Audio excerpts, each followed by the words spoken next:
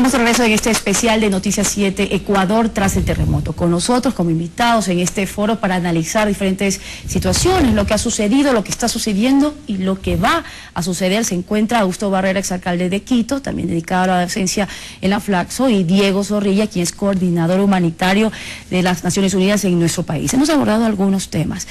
Habíamos dejado un poco antes de la pausa sobre la calidad de construcciones en nuestro país. Vamos a ver el siguiente video y luego retornamos a conversar sobre esto. Veamos.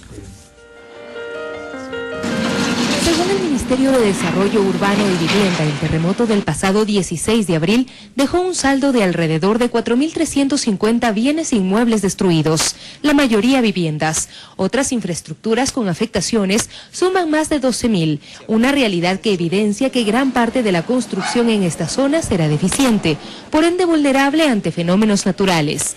Pero esta es una constante en todo el país, aún en ciudades grandes como Quito, cuyo porcentaje de construcción informal alcanza el 70%. Por pequeña que sea una ciudad, una colectividad, tiene que construirse con los buenos procedimientos y técnicas de la ingeniería.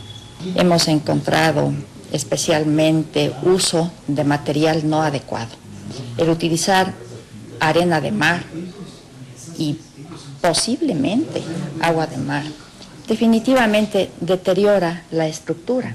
Argumenta Cecilia Flores, decana de la Facultad de Ingeniería de la Universidad Central, que en gran medida esto se debe a la búsqueda de reducir costos. Lo que la ciudadanía no sabe es que un estudio formal de los campos de la ingeniería, al final de la obra, reduce los costos. La responsabilidad de vigilar el cumplimiento de normas técnicas y la calidad de las construcciones es de los municipios, por lo cual el fiscal general del Estado, Galo Chiriboga, comprometió una investigación. El tema está planteado, se requiere básicamente revisar si esas construcciones tenían permisos o no los tenían, en qué condiciones debían haberse construido. Sin embargo, el daño está hecho y corresponde el momento de pensar en la reconstrucción. Para esto es indispensable observar no solo las normas técnicas, sino el entorno y los riesgos, opina Roque Sevilla, exalcalde de Quito. La naturaleza da señales, nos dice por dónde han habido los flujos volcánicos y qué ha pasado en las zonas altamente telúricas. Y por tanto deberíamos nosotros ser severos con el control de las construcciones, ya sean estas públicas o privadas. La normativa antisísmica vigente corresponde al 2015 y tras el terremoto será necesario actualizarla, apunta un experto. Cada vez que hay un terremoto, nosotros tenemos una oportunidad para actualizar las normas de construcción. Otros van más allá, al considerar que no se puede seguir encementando el territorio nacional, expresión utilizada por Handel Guayasamín, presidente del Colegio de Arquitectos de Pichincha.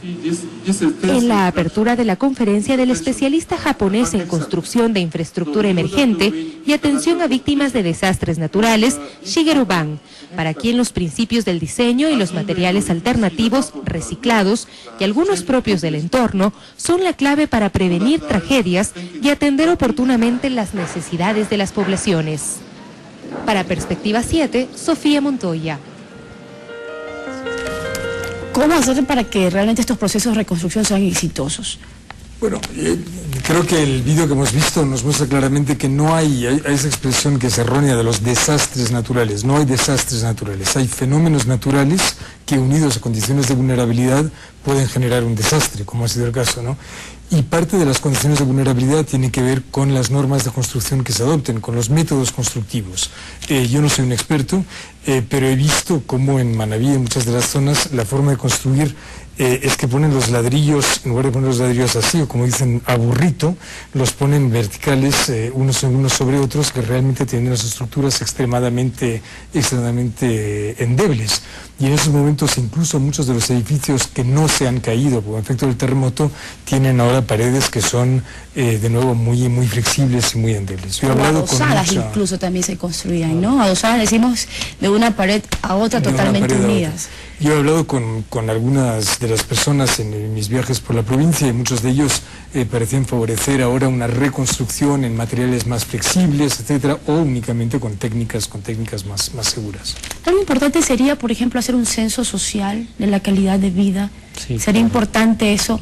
Sabemos que existe una comisión de reconstrucción, pero tal vez que exista una agencia también de gestión donde participe el gobierno, pero también con participación de la empresa privada, de la academia. ¿Sería importante, paralela, tal vez, para complementar el trabajo que se realiza?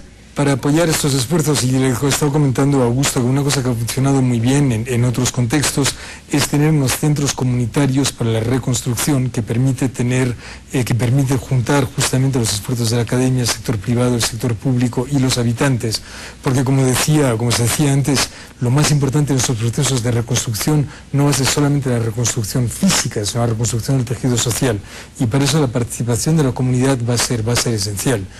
Tenemos que generar procesos participativos con participación de todo el mundo, que pueda determinar cuáles son las mejores opciones locales para la reconstrucción del tejido físico, pero también del tejido productivo y de las condiciones de vida de las personas en las comunidades. Doctor, usted ahora, pues ya como docente también de la Flaxo, desde la academia, ¿cuál sería esta propuesta que se tendría que dar en estas fases de reconstrucción?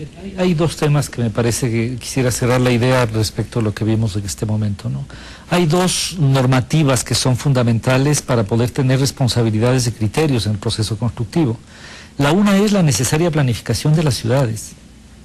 Es decir, no solamente hay un problema de cómo se construye, sino muchas veces en dónde se construye. ¿Ha crecido desordenadamente? Es totalmente, o sea, seamos claros, totalmente. Es decir, aquí es una excepción, un crecimiento razonablemente ordenado. Aquí hay problemas de extensión del límite urbano, de asentamientos que están en suelos que no son en absoluto aptos para eso. Hay una diferencia, digamos, enorme en la calidad, en la vulnerabilidad de las zonas, en la provisión de servicios básicos. He visto ahora asentamientos prácticamente al filo de la playa, y lo que me preocupa es que vayamos a rehacer otra vez las mismas condiciones de vulnerabilidad. Esos elementos son responsabilidad privativa de los municipios, pero no existía una ley clara. La semana anterior entiendo que bueno, ojalá, se ha reactivado la discusión sobre la famosa ley de suelo, de ordenamiento territorial y gestión de suelo, y me parecería inconcebible que alguien en este momento se oponga a la necesidad de contar con un mecanismo de regulación. Es decir, luego vamos al cómo se construye, pero la primera pregunta es en dónde y qué se construye. Y eso es básicamente la planificación urbana. El segundo componente es cómo se construye. Y en ese caso el país también avanzó mucho, como Quito estuvimos muy activos, y finalmente en el año 2015, en enero, si no estoy equivocado, se expidió la norma actualizada de construcción, lo que se llama el Código de la Construcción. Se expidió una norma actualizada que tiene cerca de 10 capítulos vinculados a los temas sísmicos. O sea, hay gente que he escuchado que dice, no, lo que pasa es que aquí hay que inventarse. No, existe una norma.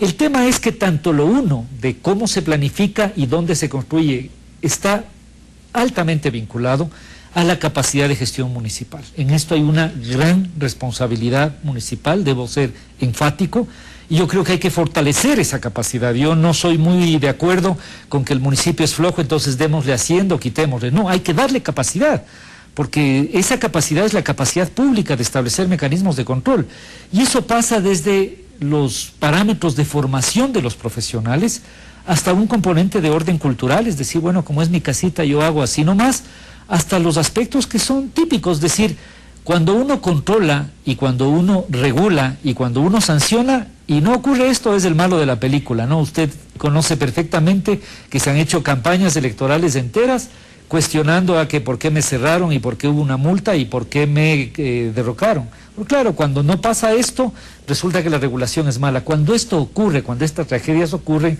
uno se da cuenta que es indispensable hacer eso. Entonces, hay una normativa planteada.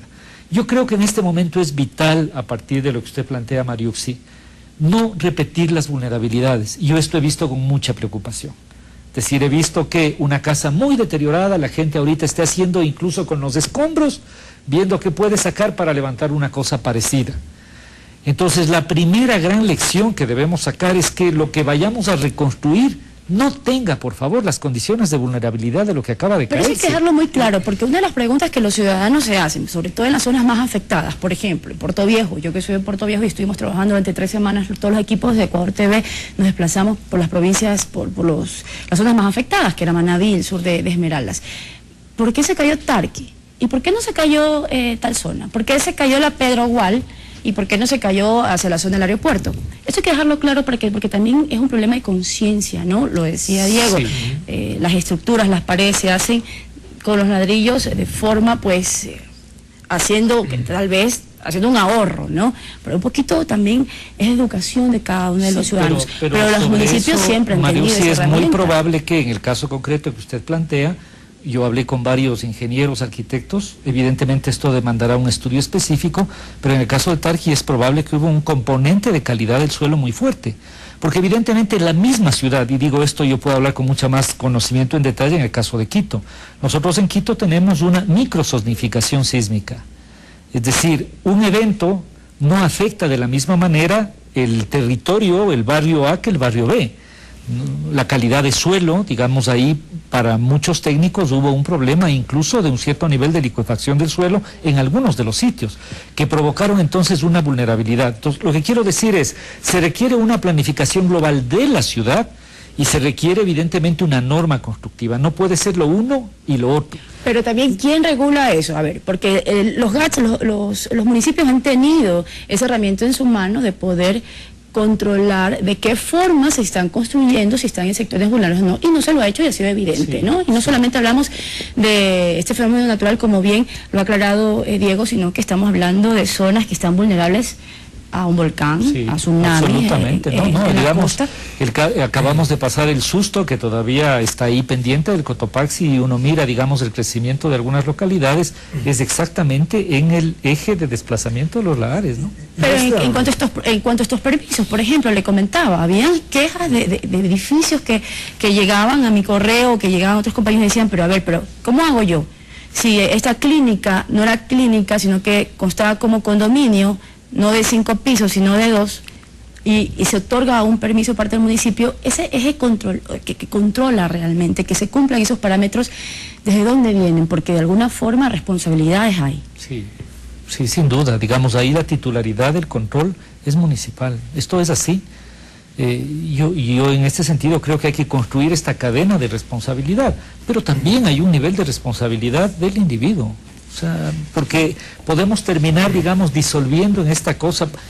Hay que entender además que las ciudades no se construyeron ayer, ¿no? Las ciudades se construyen a lo largo de generaciones y por lo tanto los déficits y problemas son acumulativos a lo largo de décadas, ¿no? Yo quiero introducir un par de ideas más, ¿no? Está claro que esta situación ahora ofrece una oportunidad para repensar estas ciudades, particularmente las que se han visto más afectadas con procesos de planificación urbana que tomen en cuenta estas vulnerabilidades y ojalá estén apoyadas con estudios de suelo, con procesos de microplanificación, etcétera, para reducir las vulnerabilidades. Pero hay dos ideas adicionales que yo quisiera aportar. Una es que hay un nivel de riesgo que de alguna forma hay que acabar aceptando, es decir, el Ecuador es un país multirriesgo, está sometido a múltiples riesgos, la misma ciudad de Quito, estoy seguro, está rodeada de riesgos, la ciudad de Latacunga está construida en una zona de alto riesgo, etcétera, y así hay muchos otros ejemplos. Entonces, reducir a cero las vulnerabilidades siempre es difícil, se pueden adoptar medidas de mitigación, etcétera, pero también es importante entender cuáles son los espacios en los que la gente ha hecho su vida durante generaciones y en los que quiere seguir viviendo. Segundo es que los procesos de localización o de reasentamiento de una comunidad entera tienen que tomarse únicamente en casos extremos de absoluta vulnerabilidad de un territorio y en procesos que sean voluntarios por parte de las personas. Esto no solamente es un principio básico para nosotros desde las Naciones Unidas, sino que además se ha demostrado en el pasado, en muchos otros ejemplos de países, que los procesos de relocalización por vulnerabilidades del territorio que no son voluntarios acaban no dando resultado porque la gente acaba volviendo a esos territorios de todas formas. Es decir, que el control tiene que ser realmente desde un inicio y sostenido, continuo, ¿no? Importante también, digo, conocer desde su opinión, porque bueno, ya todos conocemos que se dio el anuncio desde el ECO, el vicepresidente, de esta creación de una comisión de reconstrucción. Se está trabajando ya, ¿no? Está en Puerto Viejo, está en el ex aeropuerto, yo creo que ustedes lo conocen. El ex secretario del Agua, Carlos Bernal, está en este momento también trabajando. Bueno, de hecho queríamos mantenerlo también esta noche como invitado, pero por asuntos precisamente de trabajo no pudo estar con nosotros, pero bueno, Diego, usted tiene también, conoce mucho este tema de cómo se estaría trabajando, ¿no? Como... Sí, y me parece, yo eso lo he manifestado al vicepresidente, lo he manifestado en varias ocasiones, me parece extraordinario que en la fase de la respuesta humanitaria se esté ya pensando en la fase de la reconstrucción, en la fase de la reactivación económica y de cómo esas tres fases realmente se solapan y cada una de ellas se interconectan y cada una de ellas tiene un impacto sobre la siguiente. Por ejemplo, ahora en la fase de la emergencia humanitaria se está intentando que los albergues temporales, que los campamentos que se van a tener que establecer para poder dar soluciones habitacionales temporales a las personas que han perdido todo y que no tienen un predio al que poder volver, que esos campamentos temporales se hagan en zonas que forman parte de la planificación urbana futura de esas ciudades y que tienen esos análisis de vulnerabilidad. Se está intentando que los procesos de recuperación, de reconstrucción, y de remoción de escombros tengan también un componente comunitario para que ayude también los procesos de reactivación económica. Entonces, todas las fases tienen que estar ligadas y me parece fantástico que se esté desde el principio pensando en la solución definitiva para estas poblaciones. Al mismo tiempo, como he dicho ya, creo que todo eso se tiene que hacer teniendo suficiente atención a procesos participativos, de consulta, de aceptación, de participación, porque al final se trata de reconstruir no casas, sino ciudades, barrios, sociedades. Una sociedad, ¿no? Aparte que parte de la cultura, por ejemplo en Puerto Viejo, la Pedrogual, donde la gente ha crecido, ha recorrido, ¿no? Realmente emblemático, ¿no? De la ciudad. Yo creo que parte de la historia está en la cultura, pero todo, como decía Diego, es una nueva forma, una oportunidad de reconstruirlo, ¿no? Es dolorosamente, siempre un episodio de estos es dolorosamente una oportunidad. Y me parece que el esfuerzo que debemos hacer todos, insisto, esto se trata de un bien común, por lo tanto debemos hacer el esfuerzo porque la oportunidad se materialice en ciudades, en localidades, en poblados, sin las vulnerabilidades anteriores, con mejor capacidad constructiva, suficientemente planificadas, con grado de apropiación e identidad de la gente. Por esa misma razón me parece que es adecuado y es lógico, digamos, hoy hay ya unos recursos, me imagino que en estos días hay una ley aprobada, hay unas líneas de créditos externas. Yo siempre he planteado el hecho de que el tener eso absolutamente transparente es totalmente positivo y entiendo que en esa dirección va a ir la ley. Hay una estructura institucional a través de este comité. Creo que eso, sin embargo, debe cruzarse con la necesaria coparticipación de actores locales. Esto yo veo muy importante. Y si alguna sugerencia cabría hacer es esta. Hay masa crítica, hay arquitectos, ingenieros, planificadores, varios empresarios gustosos de participar, porque la gente debe participar, porque lo que vamos a hacer es, digamos, soñar y construir a partir de esta tragedia estas ciudades del futuro que queremos tener. Entonces eso me parece muy importante. Hay que también tomar en cuenta algo. Yo no quisiera terminar este programa con algo porque, bueno, más allá de que la ciudadanía conozca qué vital es su participación, y lo digo esto porque, por ejemplo, en Puerto Viejo se conoció ya, el municipio anunció de que tras una evaluación del terreno precisamente, del suelo y del lugar, se iba a dar luego como un salvoconducto para poder, un permiso municipal para poder levantar nuevamente las casas, y sin embargo se conoce que hay personas que no han esperado, han dicho, no, yo tengo aquí mis sacos de cemento, mis ladrillos y voy a levantar mi casa. Eso es parte también de la colaboración de la ciudadanía, es un llamado importante. Pero para poder resolver este tipo también de cuestionamientos, de dudas que existe, ¿cuánto tiempo realmente se podría llevar la reconstrucción, por ejemplo? No en su forma total, pero para que ya el Ecuador y las provincias más afectadas puedan decir, bueno, y se dejen tal vez de tantas dudas y tantas cosas que se dicen en las redes, que también fue un actor importantísimo durante estos días, ¿no? Yo creo que hay una fase que es la de la recuperación temprana que tiene que empezar desde ya, es decir, tiene que haber ya desde ya, y forma parte de hecho de la ayuda de emergencia, los procesos de remoción de escombros, los procesos que están ya muy avanzados en muchos de los cascos urbanos, los procesos de recuperación del tejido productivo a pequeña escala, etcétera, tiene que empezar desde ya. Yo creo que la fase en la que vamos a pasar la población va a pasar de albergues temporales y albergues, algunos de ellos espontáneos, a albergues más organizados, es una cuestión de las próximas semanas, ¿no? Y los procesos de reconstrucción yo creo que empiezan a partir del tercer mes y yo creo que en los primeros 6 meses vamos a ver ya resultados, pero realmente la reconstrucción de todo el tejido, etcétera, es un proceso de años. De años. Es decir, hay algunos estudios, ¿no? Es decir, algunas de las que son experiencias emblemáticas de reconstrucción, en el caso chileno, etcétera, claro, tienen, digamos, buenos porcentajes de reconstrucción al 3.º o 4.º año. De eso estamos hablando. Es decir, estamos hablando de un proceso de años. Por esto yo sí quiero insistir mucho en yo tengo mucha preocupación de que la solución sea, bueno, toda esta gente no tiene vivienda, entonces vamos a hacer una gran urbanización, les vamos a dar el bono y no sé qué, y hasta luego.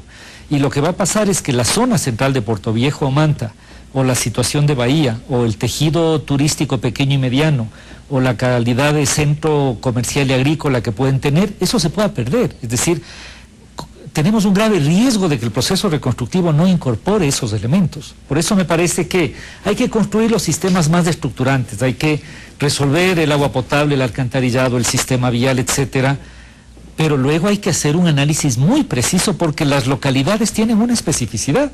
No es lo mismo Bahía que Manta y no es lo mismo Canoa que Puerto Viejo. ¿Me explico? Es decir, hay una especificidad y eso debe estar marcado en el proceso constructivo. Entonces, a lo mejor lo que hagamos en Canoa tiene una vocación turística y aprovechamos de una vez para tener un malecón y relocalizar algunas cosas que estaban en el filo y pensar un poquito en el tipo de materiales que hay que diseñar y pensar en que eso podría tener una enorme potencialidad entre agrícola, turística, etc. No sé si me explico. Eso hay que pensar. Eso me parece vital porque, digamos, es la oportunidad en medio del dolor de reconstruir el sueño de esas localidades. Algo importante, ya para cerrar este programa especial, sería también un poco evaluar cuál fue la participación de las redes sociales. Un momento muy vulnerable, ¿no?, en que las personas, tal vez su única herramienta en ciudades donde se quedaron sin luz y tenían algo de batería donde se podían informar, porque no tenían un televisor porque no tenían luz simplemente. ¿Cuál fue ese rol? ¿Fue acertado o no? A mí me parece que es muy acertado. Todavía no tenemos una valoración específica sobre esto y de hecho no tenemos una valoración tampoco mucho más a profundidad de cómo funciona en general el sistema descentralizado de gestión de riesgos. Es una cosa que la Secretaría de Gestión de Riesgos me ha solicitado que les apoyemos y este va a ser uno de los aspectos que vamos a examinar también. O sea, qué rol jugaron las redes sociales en movilizar esa solidaridad. Yo quería aprovechar también quizás este último turno de palabra para agradecer muchísimo al gobierno del Ecuador, pero a la sociedad civil, a todo el mundo, la apertura que han tenido en recibir apoyos externos para poder traer a Ecuador las mejores prácticas de cómo se ha respondido en otras situaciones y la apertura que hay en escuchar cuáles son esas buenas prácticas de Chile, de otros muchos países que nos permitan ayudar a la rehabilitación total de la provincia de Manabí y las otras provincias aledañas afectadas por el terremoto del 16 de abril. Yo creo que fue muy importante. Yo creo que el nombre de Ecuador se sintió realmente muy acogido, ¿no?, por todos los países que de inmediato todos realmente se estaban haciendo presentes y no nos sentíamos solos en un momento tan difícil como ese. Ecuador nunca estuvo solo, Ecuador siempre estuvo acompañado de la solidaridad de otras ciudades, de otras provincias y también de la ayuda internacional. Doctor, las redes, su apreciación en cuanto al rol de las redes, porque para uno fue perverso, para otro fue mucha ayuda. Usted es político y voy a ser muy clara en esta pregunta, pero estamos a pocos meses de unas nuevas elecciones. Tal vez incluso este momento difícil, doloroso para el país, ¿se puede haber utilizado como una plataforma, una proyección política? O sea, fue utilizado porque, insisto, un evento de esto saca lo mejor y lo peor de las sociedades y de las personas. Eso hay que tener claro. Así como vimos enormes, gigantes esfuerzos desinteresados, institucionales y personales, también existieron en muchos lados, digamos, intentos de uso político, etc. A mí me preocupa sobre todo el siguiente elemento. Me preocupa mucho el efecto de rumor y de desinformación como un factor que puede alterar. Entramos a una fase muy complicada, Mario. Si usted estuvo ahí, mañana vamos a hacer ya la planificación de la reconstrucción en vivienda. ¿Cuánta gente tiene escrituras? ¿Cuánta gente tiene el permiso al día? ¿Cuánta gente tiene inscrito en el registro de la propiedad? ¿Cuántos registros de la propiedad están funcionando y tienen información en este momento? ¿Cómo hace usted un inventario exacto de los comerciantes que sí estuvieron en la Pedro Gual y aquellos que no?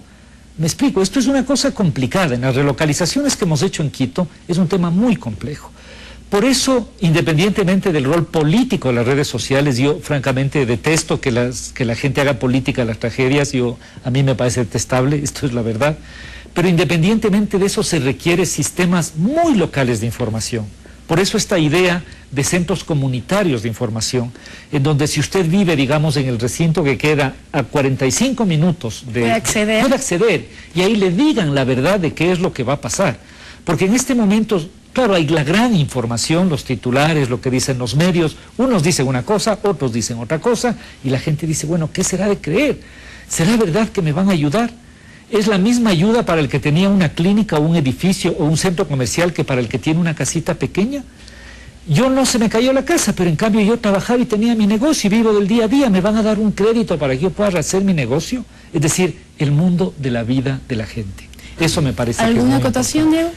Bueno, reinsistir sobre la importancia de estos centros comunitarios que también han funcionado en tantos países y, dado que la pregunta anterior era sobre redes sociales, quería resaltar el magnífico esfuerzo de Juan Fernando Velasco, embajador de buena voluntad del Programa de Naciones Unidas para el Desarrollo, que ha lanzado esta campaña Ecuador Aquí Estoy, con apoyo de numerosísimos artistas nacionales e internacionales, y que tendrá un concierto totalmente apolítico el 15 de mayo, un encuentro entre artistas el 15 de mayo en La Carolina, precedido por un concierto también mañana en Miami, para recabar recursos para los damnificados del terremoto de Ecuador. ¿A qué hora va a ser ese concierto? En La Carolina, mire, me pido 15 de mayo. 15 de mayo. Bueno, vamos a estar atentos entonces a qué hora para hacer esta convocatoria.